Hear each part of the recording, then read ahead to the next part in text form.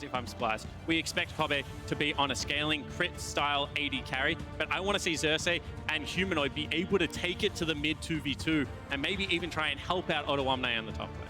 Yeah, certainly the case. Vizicachi, is a player I think who's going to have to really step up here. Someone who had been receiving criticism throughout the play-ins for not necessarily really performing to the level that he was expecting, and he's going to be going up against Zeros, who is an incredibly strong player. One of the best from his region, and looking to prove himself on the international stage. And the thing about Chachi is he had good games, but then he also had some clangers as well. But he's heavily targeted. This isn't going to be the case in the current draft, right? We were seeing in that best of 5 versus UOL, 3 bans go to him nearly every single game. And now, if you put him on something like a Gangplank, like an R, he's going to have much more freedom to play his style of League of Legends and impact those team fights. Well, you got some fights coming on right here already. Hard engage locked in for Splice, Gragas in the jungle, Nautilus down in support. And meanwhile, great laners here for GAM with the Tristana. So frequently is actually seen as a top or mid laner, and we have seen Syndra bot, so you gotta hold that one available. So let's play a game. Who's going where, Azale? Show me your analytical prowess, because this could go anywhere. Yeah, I mean, it is really hard to know, right? Because this is a team, I think, more than anyone, that can really kind of throw a wrench in the gears. If I had to guess, I am going to think that they are going to play a mage bot. I'm guessing Syndra bot, Tristana mid, and Akali top would be my prediction. Doesn't mean I'm going to be right on even a single one, but this is a team that likes to play non-standard, that likes to challenge you, and I don't think that it makes sense to put Tristana in the bottom lane and play a scaler against the likes of Kabe, because that is his game, and GAM needs to play aggressive, and solo lane Tristana can do that. Yeah, and I'm going to say it's actually going to be Triss top, because I think they thought that the Gangplank was going to come. Marksman into Gangplank, and Minina also doesn't deal with the Marksman very well either, so I would expect Zeros to be able to pick that one up, but I think that your train of thought is exactly right. You got to throw everything out the window when you think about GAM. You got to think about how they're going to attack the lanes as opposed to how they're going to make it to team fighting, right? Because they do go at you very early. And I honestly wouldn't even be shocked to see them go for something like an Ignite Triss, right? These are the kind of plays that they are willing to actually go for. Tristana with PTA is a very strong laner, and any real ranged matchups can be a difficulty for Gangplank in the early game, because Tristana can be knocking down those barrels. And if you do want to go super aggressive and look for something like the Ignite, look for these early aggressive plays, GP can be at threat, even pre-6. Well, one funnel ban to come through for GAM here is the Kai'Sa and Zayed, the bog standard marksman carries for the bot lane already off the table. Probably have to play something else here in this role. Known to play mages, known to play a whole bunch of stuff. We'll see what he wants to go for. Cassiopeia actually is the drop off there. That's a big one for Humanoid. Yeah, it certainly is, and I would expect Kobe to go towards something. I actually want to see him maybe play Jhin again. It's one of the picks that he played really nicely. This is currently a tankless lineup. Sure, there is going to be threat from the Akali. Ezreal's a little bit more standard. They are going to outdamage. As the game progresses, this is going to, if they get Corki, for example, this is going to be one of those comps that if you don't get on top of them, they will just live. And I also actually really think this is intelligent, given the style that your opponents are going to bring forth, right? We know GAM is going to do all this crazy stuff. We're not sure who's going to be laning where. So play a defensive marksman. Play a marksman that can scale up, that can play somewhat safe and survive, that early stages, because I do think Splice is setting themselves up incredibly well for the later stages of the game. And wait till last pick to grab their mid laner most likely here. Can still be flexible, but that's the expectation as, ooh, is it going to be more assassins? They've already got 2. They need the 3rd for the set bonus, and that is it. Kha'Zix locked in. And you say you like the scaling, that you like the fact that they're going to get some form of normalcy in their draft. And I just think, how do you survive against the current lineup that GAM have if you don't have any proactivity in their lane? It's going to be on Humanoid to generate some form of pressure here. He will go towards a LeBlanc, but I feel like so much of this early game, once again, is on Xerxes and Humanoid to be able to generate any kind of push in the mid lane, because otherwise the map will just collapse. And I mean, that's honestly Splice's MO. That is generally how they do actually play it out. And funnily enough, we may end up getting the Tristana mid, and if I actually got all 3 of those right, then I'm shocked. But certainly some ability to actually swap these around, and it is going to be non-standard, right? It is going to be Syndra playing in the bottom lane. Would be surprised if they don't actually move the Trist up to the top lane, but certainly you can play that Tristana mid very effectively, and if you are going to be able to get the push on LeBlanc, you can threaten those turret plates, and it is actually going to be the setup here. So Akali top, Trist mid, Syndra bot. Yeah, I mean, regardless, I don't think any of Akali's lanes are great. The LeBlanc chain reveals through stealth, so there's, you know, it's hard to be Zeros kind of regardless. Even if you do manually swap your players around, none of the solo lanes are great for her. I'd put Gangplank advantage as well.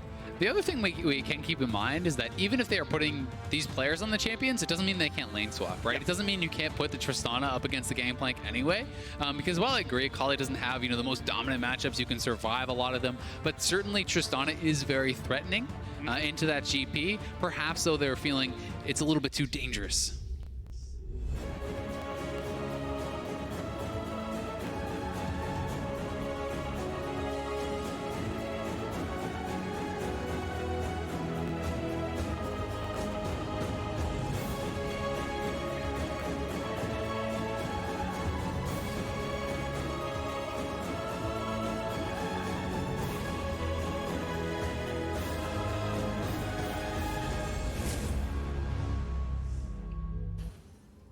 Summoner's Rift awaits as we close out day one of the world's group stage for the battle between GAM Esports and Splice from the LEC.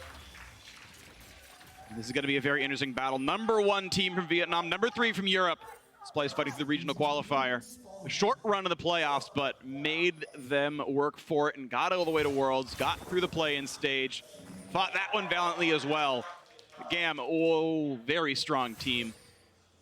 Crushed the playoffs, put a new roster together. This split, swapped in 2 new players, role swapped 2 more.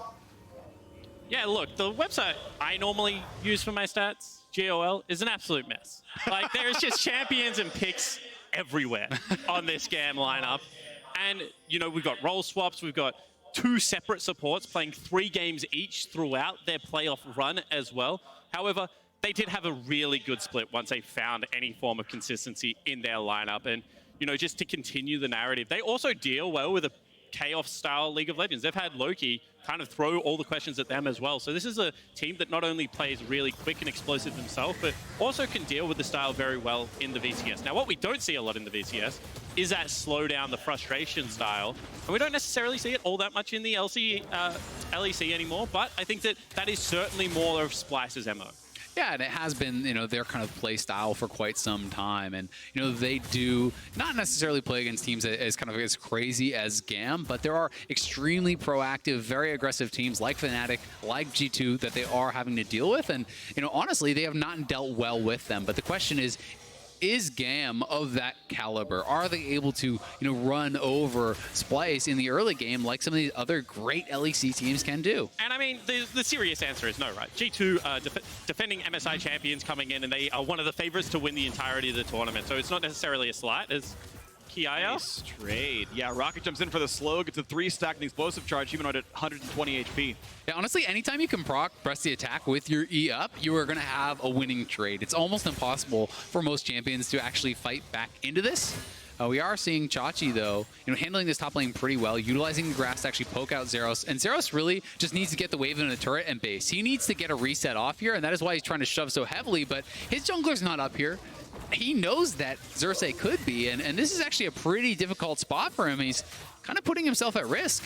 He doesn't have his E skill just yet. Needs 2 more minions till he gets the dash to get away. Has the stealth, waiting for that cooldown as the blue's going to be taken. Levi is around, sees, okay, Gragas is not in the river, so you're pretty safe to push this one in, which means he can burn the W. That Scryer's Bloom allowed him to burn the stealth, get a little bit of extra energy, try to complete that shove, and this should be the wave he can push in. Xerxes could come around. They actually would have seen the Scryer's Bloom if they were watching. Levi on the other side, they now see the Cosby. He doesn't see Gragas. I don't know if there's going to be any engage, but as he walks back, now in through the backside, no spotting it again, jumps over, takes some damage. Xerxes just going back to his side of the map. Yeah, Chachi actually did a really good job manipulating the minions, kind of stepping forward and allowing himself to tank a little bit of the range minion aggro, so it didn't fully get into the turret, and it did put Zeros in a pretty awkward spot, but you know, has been able to stay healthy enough, and now with Chachi out of mana, it's going to be able to be comfortably pushed in. Yeah, I completely agree. And additionally, Kiaya had so much presence in the mid lane that he was able to join the play as Hook does land bottom side. That's a stun as well. Decent damage going across there. Ooh, that's a minion. Just gets in the way. North Korea can't find a champ. And that's what League of Legends has become so much about, you know, not creating these one-on-one matchups, but being able to bring that additional member, being able to float your pressure from your winning lanes into the losing sides of the map and being able to impact. That's why I thought Humanoid would go for something very aggressive. Obviously, LeBlanc, once level 6 is reached, should have kill threat on this Tristana, but with Press the Attack, with Ignite, pre-6, I feel like this should be a very good lane for Kiaya. It certainly can be, and honestly, even post-6, if you're willing to itemize for the matchup, go for things like an early Hex Drinker, it can be difficult for LeBlanc to actually have enough damage to fully push through that shield, you know, until you are kind of further on into the game. And even on top of that, he's running bone plating, right? He's got some defensive, you know, stats in here as well. 40 magic resist, has the, you know, the 1 rune in the MR as well. So, you know, decently poised to survive a lot of this all in. It is Ignite Trist after all, of course, just mid lane Ignite Trist. And I think that, you know, when you're talking about Gragas as well, the defensive itemization does make a lot of sense. You know, you're going to be playing against double MR, and I think that, you know, this has been a very standard and good early game so far for Splice. They were able to protect the Gangplank. They looked for an early opportunity, but weren't able to make it work. Red buff was stolen away, but now with Predator boots up and available, you would expect Xerxes to look to make his first real meaningful, impactful gank on the map. As long as you keep your flash and have Predator on Gragas, he's nearly unrivaled with the amount of damage that he brings to these early game skirmishes. He certainly is, but I think something that Splice may be considering is just utilizing Xerxes more for counter gank, because if you are the ones to actually start this fight off, and this Kha'Zix is there to actually, you know, answer that gank, Kha'Zix can certainly burst down, you know, a squishy Gragas so incredibly fast, and that is the kind of play that Levi is going to be looking for, these isolated fights, and these fights where he can actually answer and have people kind of opting in and committed to it, and then look for the engage. Especially against mid lane priority, right? So you're going to have to look at every single fight in, if Xerxes can't kill them before Kiaya's roam is there, then it's a losing fight. So every time he goes for one of these ganks or one of these shadows, he has to know that it's potentially a 2v3. A couple of biscuits for Chachi, puts the ult on in, and now Zeros has to jump backwards, finds the E, nice body slam flash. There's the flash to follow, and out he's gonna go, flash for flash. Yeah, really good timing on that gank because Zeros was not yet 6, so he has to actually commit the flash, and even though he was late on it, Levi playing this Kha'Zix can easily solo out the dragon on the other side of the map, and getting an Ocean at 630 is so big for your laning phase. It almost gives you like a get out of jail free out in any hard matchup, and this is going to be feeling very, very good, really across the board. And I think the main benefactor for this is going to be Xin on the Syndra. He's already gone double Doran's ring. Now with an Ocean Drake, being so far away from the blue buff isn't really going to impact the Syndra. That's one of the weaknesses of the early game of the bottom lane mages, and should shore that up. Yeah, it certainly does. And even for the Akali, you know, champions without mana, people often look to and say, all right, well, the Ocean doesn't really do much for you. But in a match where you actually have the push, you can absorb the poke here from GP while you're actually spending all your energy, spending the Shroud to push it out, and then simply back up and regen, you know, with that Ocean Dragon. So certainly a nice takeaway. And this is going to be feeling good this early on in the game. That was really cute from Northscreen. He walks out of base directly towards mid lane. They time it up with Humanoid just dipping forward for some wave clear. They're looking for Tristana to be able to leap in there, go for an all in. Northscreen would have been there for the counter again, getting out of lane early, making sure that he's supporting the other waves. And he's also on a really good timing on Kobe's reset, so no punish in the bottom lane. I think that's the kind of fluidity that we've come to, you know, expect out of the LEC team. Yeah, certainly the case, but you can see Hugh 3, you know, he's also looking to roam, has the full Moby Boots buy here early on. We have been seeing more and more in competitive people actually opting for the support item upgrade, looking to get more gold generation in the early game. So, you know, Hugh 3 is going to have to try to make some plays to justify this buy instead of just upgrading for your Targons. Because you have to think about how Pyke warps map state and what he wants to actually be able to do. So normal supports, they want the gold generation because so much of their gold is based off the back of that. So much of Pyke's gold is actually off his ultimate, so wants to be involved in these skirmishes. Oh, pulls him right out, though. That's going to be not really much of anything, as he's still too far away to get hit by anyone else, but actually yanked him right out of that dash. Now, a fight in the top side. Blocks him away. Trade of blows everywhere, though. Humanoid, ouch, down to 2/3, but Kiaya hit pretty hard as well, and now here comes Xerxes. Yeah, Xerxes does have his ultimate, so Kiaya has to be very careful here. Far enough back, he's going to stay alive as the Turret's going to deny that CS, but regardless, Splice getting some damage across. Yeah, I mean, if you can't knock down this Trist, he has the Dorans, the Vamp, and the Ocean now kicking in, so he is going to sustain back up quite quickly here, and that's something that's, going to be problematic for Humanoid if he cannot actually threaten the 100-0. Tristana really does start to win out in these mage matchups simply because of your sustain. This was a great team up. This is unspotted so far. Remember, they have the perfect timing on the red buff from the steal early. Top instead, it's warded, so now it's time for Chachi to run away, but a 3v1 dive could still happen. They don't have any way to land the skewer as those minions are in the way. So the ward goes down, the red buff started, but Xerxes knows you can't really take this one as he gets some damage on a Levi, but still with Q3 there, it's more numbers for GAM. Yeah, and Kaya actually pushed in mid, so not going to be any ability to actually challenge here. But that being said, Levi is establishing a CS advantage.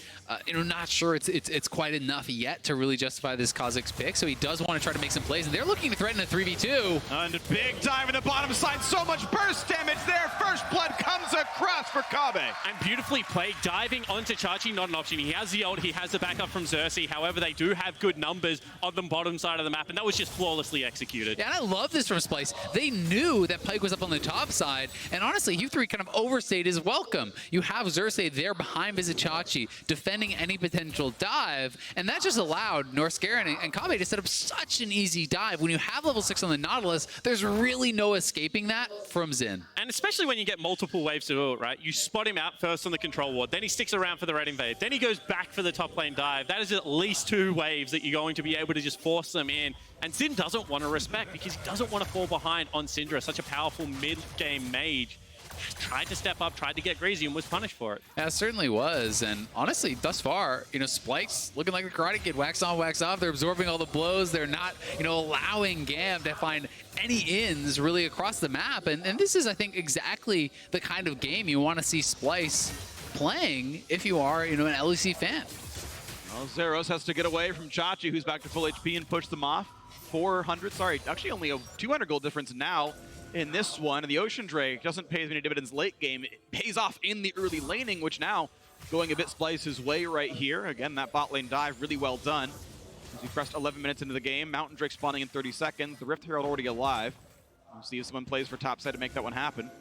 And this is one of those games that I feel like the Splice comp, whilst doesn't necessarily outscale, does have a very easy execution philosophy. You just kite back, use all the control of the gangplanks of the Ezreal to be able to chunk out your opponent. They can't really start many objectives against you. As soon as you have the chunks there, it's very easy to also go forward on these compositions. So I would expect GAM to try and change something up here. Yeah, I mean, honestly, while there is some pretty good scaling with Tristana and so on and so forth, the major problem for GAM in the late game is how do you start a fight, right? Is Kha'Zix just going to jump in? No, there's incredible engage on the side of Splice, and when you're the team that gets to dictate when you fight and when you do not fight, that is such an incredible advantage. And between Gragas and Nautilus, you can choose your moments, whereas GAM needs side lane advantages because that is really the only way to kind of force the hand of Splice. And some tanks that have good engage, hold the thought, don't have terrific disengage. You think about an Ornn. He's not all that great on the disengage, one of the best engage ultimates in the game. However, both Gragas and Nautilus are very good disengage champions as well. So they don't have necessarily the tools to force a fight. Splice have good answers in response to the tools they do have, like the lockdown guaranteed CC onto something like an Akali. And, they've been able to get control of the map to this point. Now we'll take their first dragon. And speaking of Akali, Zeros is killing a minion wave behind the tier 2 turret up in the top lane, now walking his way down because he had no TP, but he's still not going to be there in time. Mountain Drake will go cleanly over here to Splice. Zeros is going for farm. He knows Mountain Drake, by the way, is the weakest Drake in the game right now and says, okay, we'll sacrifice that. I'm going to take an extra minion wave, an extra monster camp here instead, try to be one of the carriers of the side lane because to your point about engage, 5v5, not going to happen. Yeah, certainly not. And thus far, GAM has not been able to really establish any major advantages. The Kha'Zix has, been kind of left blank here in the early game. And, you do start to get worried here for the Marines. If they're not able to kind of enforce their playstyle on their opponents, are they able to actually match Splice in team fighting? And that's something that's really going to remain to be seen. And Kha'Zix and Nocturne are two of the most interesting champions in the mid-game when it comes to these 1-3-1s. We've already talked about, the fact that Splice probably have the edge in team fights, a little bit of ease of execution due to the tanky members, right? However, Kha'Zix, especially once he gets the R evolve, is one of the best champions Hook is on. A lot of CC. There might not be a way out, and Kiaya goes down. With jump, with flash, everything available, Kiaya just cannot get out of there. Really great layering of CC from Splice. Yeah, and I think honestly intelligent to not use the flash once he was out of the CC because he was so low, and now Splice looking for Zeros. What a cast, but the E was already primed. Zeros played that so well to have an out button. Has to jump away still. The ult was burned regardless. People will remember Zeros from his time on Fongbu Buffalo. This is a guy that we hyped up for so many worlds, and then it was actually the bottom lane that were able to do some damage. However, this is once again a player that is returning in great form. We talked about the fact that GAM do like to play around top and jungle, and Zeros is looking to right a lot of those wrongs from international tournaments. Good navigation of a gank there. However, is under significant pressure as Splash do rotate up to this top side of the map. Yeah, and taking the Rift as they are doing this, Syndra is now actually going to TP up top side to try to defend this, but Rift Herald pretty much already gone here for Splice, and yes, it is post-turret plates, but they can still look to actually push for that first turret with this. All right, there's going to be some gold in the pockets, then still only a 400 gold difference. GAM laning pretty well despite the kills coming through for Splice, but you have to imagine, yeah, about 700 comes in if you can get that Herald charge and knock down first turret for yourselves. Next break spawning is Infernal. That's actually going to require some attention, so that 5-on-5 at about 17 minutes in is going to be a pretty big deal. And this group is now just insane. You know, with J-Team picking up the victory over FPX and Splice with ease navigating this early game from GAM, which was pretty stock standard, to be completely frank. Now really makes you question, you know, what the strengths and weaknesses and how the game is going to play out. It feels like this longer, more extended pressure style of meta that we're seeing at World so far certainly is not in the chaos style of FPX and GAM, which should have been able to throw a lot of this group into big questions. Yeah, it certainly is, and you know, especially with GAM, if they are not, you know, going to be opting into kind of that style, I think especially for them, you know, even more so than FPX, you know, that really was kind of the pony they rode to get to Worlds. FPX did always have, you know, very strong late game team fighting. Obviously not in their first match, but now Xerxes getting found here by Levi and will be pushed out of the jungle, but nothing more than that, and maybe getting collapsed on. Gonna get the blast plant though. He's gonna get pretty far before the knockup comes in. Jumps now as well, but yeah, no one else is in range to chase that one down. No way Kabe is gonna arcane shift over that wall to be isolated by the rest of the squad. So able to jump out in time, but does lose the ult. But once again, that's kind of the first real aggressive move that we've seen out of Levi, trying to look for a kill as opposed to just a buff denial. And it was rebuffed very simply, you know, multiple members heading over, protecting the jungler. And this is what we expect out of Splice. Xerxes is such a loud voice on the team in their comms, and just being able to ensure that he's not getting punished. You know, sure, he's down CS, but the job of Gragas is very easy in these comps. Yeah, it certainly is. And I mean, I think, you know, though Levi hasn't really been doing much of any fighting, I don't think it's really for lack of a trying, right? You know, they're trying to set these plays up on the top side. They're trying to set up opportunities to actually, you know, go for dives or have a fight at the red buff. Splice is warding it out. Splice is actually, you know, sacrificing those buffs and sacrificing those camps when they are not in a position to actually win those fights very intelligently. So they're handling this quite well. See the farm for Levi at least doing quite a lot there. Had about 800 gold over his opponent in Xerxes, and now 900 gold lead for Splice overall, and he actually sends them in that brush. Kiaya in a bad spot, can't do the damage, but the cask, oh, flash, ignite still enough though. The kill comes through Splice. 3-0. And Splice throw everything. There was a kitchen sink in there somewhere as well. Double stack minion wave, Rift Herald going to be dropped, and now the gold lead should start to open up. And I'm pretty sure it was that lane ward that was in the middle of the lane that must have spotted him walking into the brush because he distorted in there. It seemed like he might have had full knowledge that Tristana would be lying in wait, and that is a great kill to grab for them. They have the Rift Herald that still needs to be answered, and they're pushing mid. They're pushing mid, trying to get some damage done. The pull comes in. They still got a decent minion wave, but they're not going to push in the mid lane. Instead, they're going to let that Herald keep pushing to the top side. Now, the attempt, though, is Narskaran takes a bit of damage, and this Drake is alive. It's going to maybe have to be fought for. You can see Levi's on this side, but they are sending Kiaya. Now, he went top side, and he's turning back around. He's really wants to fight for this Drake, and I think we'll see top take some damage as a result. No one's willing to play top side. Huge! Oh. Goodbye! A solo kill for Humanoid. He's 3-0. Yeah, sitting 3-0, has the Ludens, has a large rod on top of that, and oh my god.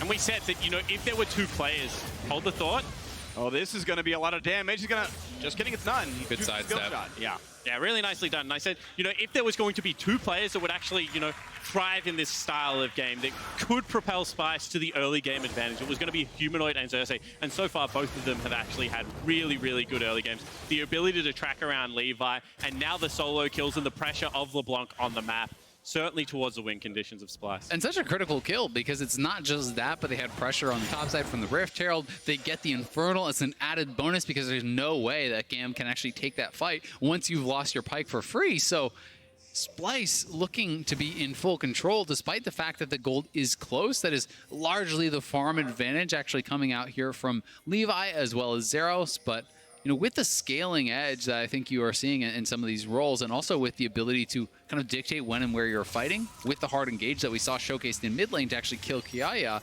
Splice is looking great. And so much respect given from Splice just there. You saw, without any members showing on mid lane, back away from the top side of the map. Chachi, just go take yourself a pair of Krugs. I don't need this at this stage of the game. Only pushing in bottom lane. A hard split of the map also coming out now from the Splice lineup.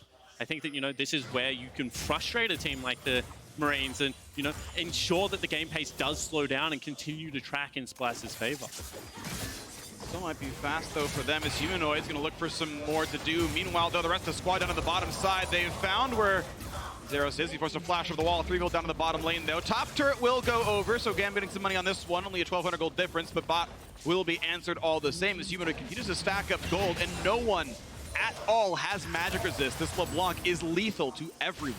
Yeah, I mean, Kiaya, because he is kind of behind quite a bit here in gold, not actually feeling like he has the ability to kind of make that sidestep towards some MR, right? If you go for the Hex Trigger now, do you have enough damage to deal with the rest of the team and actually threaten that while sitting on just the Blade of the Rune King? And he's certainly making the call that he does not. He doesn't have actually the luxury to look for that. And that just means that now it's nearly impossible to deal with Humanoid, right? Because you don't want to be sending Zeros into that lane either. We've already talked about how it is difficult for the Akali to deal with it, and it's 3 kills. That's an out-of-control lead. So I think that this is what we're going to see more of. Very heavy weak side from Chachi, burning the ultimate to protect the waves, making sure that they're always trading up, and GAM continually running into the jungle, trying to look for these skirmishes and fights away from Humanoid. Yeah, and I think if you're GAM, you're hoping that Zeros can keep up this pressure, right? Despite the fact that he has been pushed away a number of times, still up 30-odd CS, will be knocking down the turret here. And you're hoping that Zeros can actually buy time for Kiaya to hit, 3 items, to have the IE, the rapid fire, and then start going for those luxury items and allowing to get themselves into that position where maybe they can take a fight. Not quite going to get that pull. It's going to be safe recalls now for the Splice side. We wait for the next phase of action. Mountain Drake, number 2, going to spawn in 2 minutes. There's Baron already alive here as well. Splice not pushing too heavily for the vision control yet, but those objectives are on the menu soon. Whoop. A bit of poke. And I like the continued fishing from Humanoid. The ability to continually just ask the pressure, push people back in lanes. We keep speaking about the fact that Kiaya has scaling on his side, but if Humanoid continues to generate this pressure for Kobe, for Chachi as well, certainly no slouches in that scenario. And I think that, potentially eyes will turn towards the Baron. We can see a potential setup coming out from here. You do have to respect the Blade of the Ruin King, the Kha'Zix, as well as the fact that if you don't have a way to engage a fight, normally the best way to do that is control the area around the Baron buff. Yeah, I mean, while I think Splice is kind of holding all the cards, if you do actually misnavigate some of these fights, if you pull off a poor engage, there are 3 assassins on the team of GAM, plus this Syndra, which, essentially is kind of acting like an assassin as well. So if you misposition, if you overdive and have these assassins getting back onto Kave, onto Humanoid, onto Vizichachi, they can go down in a hurry. So Splice is certainly wanting to play it safe, wanting to make sure they have full vision and control before they opt into really any of these fights. And they're just doing it so easily at the moment. You saw that, force away from the top side, make sure that there's no rotation into the mid lane, take down an additional turret. This is a Splice that has complete control over the map state at the moment and aren't really looking all that concerned with anything that GAM are doing. I think that this is a pretty convincing game so far with not many mistakes coming across, apart from that barrel chain. Sure, but the only way you lose this game is if you get anticipating assassinated. the auto. Yep. Either way, the only way you drop is the assassins. There's a lot of them here, but they aren't finding purchase at all. 0 kills for GAM. A couple of turrets, they got a Drake, but not killing the champions themselves. And now surrounded is Zeros. His health bar exactly that. And this is what we've seen all game, is now Levi in trouble. Gets some damage, but Humanoid just far stronger. Nowhere on the map is GAM strong here. Yeah, and I mean, that's what happens when you miss some spells. Imagine if he had have connected everything. Levi would have gone down. That could have been a Baron setup, however. I think that this rotation from Splice has just been so clean this game. Every time a member is past River, it just looks like they have complete awareness of where he is, knows that they can collapse and take them off. And if that happens, you know, in a couple more minutes, especially with the double mountain starting to farm up, that is a very clear avenue to a Baron and victory for Splice. Yeah, it certainly is. And, you know, part of the problem here for GAM is, you know, even if you have your support moving over to Zeros, there's no real clear way to actually start the fight. And this is why I love how Splice is actually playing this out. Just moving Xerxes around, grouping up with him, knowing that they have that hard engage. And that is just a great body slam, knocking him out of the air there, you know, setting him up for Kabe to grab that kill. And it's all about information first. You know, don't just go to your waves, don't get collapsed on, always go for the information. Let's find out where the laners are before we actually try and push things out past River. And that is such an important lesson for League of Legends players to learn. You can see that Chachi, one of the veterans, you know, we questioned how he went in the play-ins, but certainly having a good performance so far. 0-0-1 into Zeros and Levi, into the area of the map that we thought they were going to attack. You know, Pyke up into his lane multiple times in that laning phase. First 2 red buffs stolen away from Xerxes. Played a very good weak side on the game plank, and now is at the position of the game, you know, going towards that more as his second item, going to be very effective in these team fights. As the wards drop down, Baron's starting to be controlled here on this play side. Double Mountain make it drop a little bit faster than usual, as 2,500 gold puts them well in the driver's seat here. Levi waiting in the brush, hoping that Humanoid steps too far forward. But is he concerned with taking the fight at all? That answer is no. Now finally jumps across. Huge damage on the LeBlanc, flashing away but burning down. And finally a kill on the board. A flash out for Northscaren now as well. Is this the turn for GAM as they try to find the Bone Skewer? Goes the wrong direction. Northscaren can flash over the wall, and he will. He has no flash. But there's no way out, so Baron will slowly kill him with no exit. Slowly but surely, he will indeed die, and he will drop. Zeros gets the credit now out of that one. And that is just a huge pick there from Levi. What a play. Utilizing that Duskblade Warrior. Big power spike right here for him right now. And yes, Humanoid is incredibly strong. Yes, he puts out a massive amount of damage, but there's no survivability on this LeBlanc either. And the challenging smite burn there, looking like it was able to finish him off. And this is just Northscaren not able to get out of the back of this pit. Didn't have his flash, and the back spike's just slowly going to knock him down. You can see Kabe flexing his muscles a bit there, though. He's sitting on 3 items and almost able to actually knock down Q3 right there. Yeah, you can see that the funnel of gold into Zeros will continue. They need this Akali to be big, but you mentioned, you know, the ability for Kabe to just sit there, stand and deliver, no real threat, and that's what happens when you're running no frontline versus Ezreal. This is a Trinity Force Ezreal as well that is going to be pumping out so much DPS, and I love to talk about Ezreal the way people used to talk about Athlocks, right? It's about the amount of uptime that you actually have in these team fights. Sure, if you stand and deliver, other people do out DPS him. However, in this ability to navigate, his uptime and his DPS is so damn high. Well, the Baron has been started in Fog of War's place, trying to rush it down. Levi is around, but it's going to be Xerxes grabbing the smite. So now with Baron on, this could be a battle. Humanoid trying to kite away, jumps on, flashed, a lot of damage, but he'll survive through the explosive charge. Humanoid running out, he's going to stay alive, jumps over the wall. Baron, no death. Splice get the victory on that. And that was a really decisive Baron take there for Splice, as Zeros looks to continue the fight. No way in, though. You can see the disengage there, the explosive, not even explosive cast, just the regular barrel for the slow gets the disengage. Yeah, and that is just a great call from Splice. The confidence to rush it down. They're able to get the secure. Levi not able to steal it away. And the one thing that looked like it was going to go right for GAM in that fight was Kiaya perhaps taking down Humanoid, but he didn't get the Buster Shot off. And I think that was the passive. LeBlanc going into the passive and then losing sight when that Buster Shot would have been the final damage to actually take her down. Yeah, and it certainly looked like the wind-up animation went through, but not the continuation because of exactly what you're talking about now. And we've already mentioned, you know, if you don't have great wave clear, if you don't have the ability to start the fires, how do you deal with the Baron buff? And Splice recognize that and just march it down mid lane. They trade the mid lane, no problem right there, so it keeps the gold lead pretty solid. The gap was closing, but with Baron picked up, it's stretched right back again, and Splice will have 2 minutes to work with. Like to drop many more turrets, already on 4, but they're going to grow that by a couple, you have to believe. Mountain Drake will spawn and be claimed during this Baron buff as well. But wait for that is, yeah, Q3 gonna get chunked. And flashes, he wasn't sure he could live through True Shot Barrage. And once again, this is just good fundamental League of Legends from Splice. Wait until the Kha'Zix shows. Wait until you have eyes on the Akali on bottom lane. Now they're looking to re-aggress. They're looking to cut the minion wave and continue the siege. Yeah, and traditionally you'd say, all right, well, they have someone down in the bot lane. GAM need to engage. But how, right? You know, unless you can get some sort of a flank, there's not really any way to actually walk straight into these champions. And normally it's flash on someone. But all the flashes are down. They've been fighting and they've been losing. And that means that it's nearly impossible to be able to start these up. Big chunk in the mid lane down to 1/3. Stun means a little bit, but not a lot, as the cannon minion still charging. Kobbe gets the auto attack in. There's another turret going down, and it's already up to 6. 3 turrets claimed during the Baron buff as bot lane was being split pushed by Chachi as well. He has a red buff. Zeros can try to defend him. That's not going to go well either.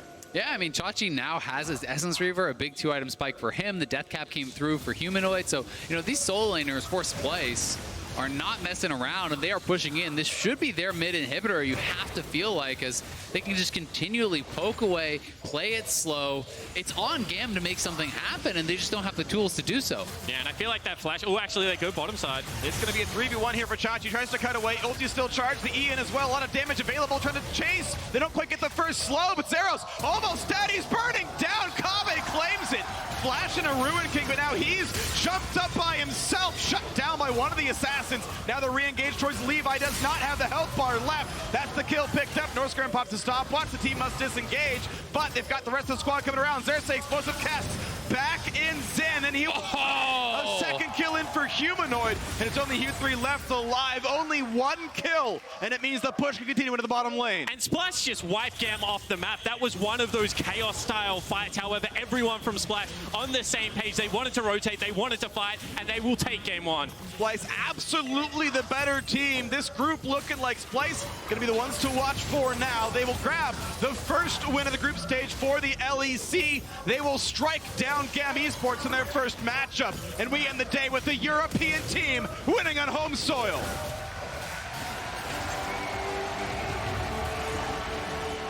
We've got to say a damn good performance here from Humanoid to start off the group stage for Splice, looking very good.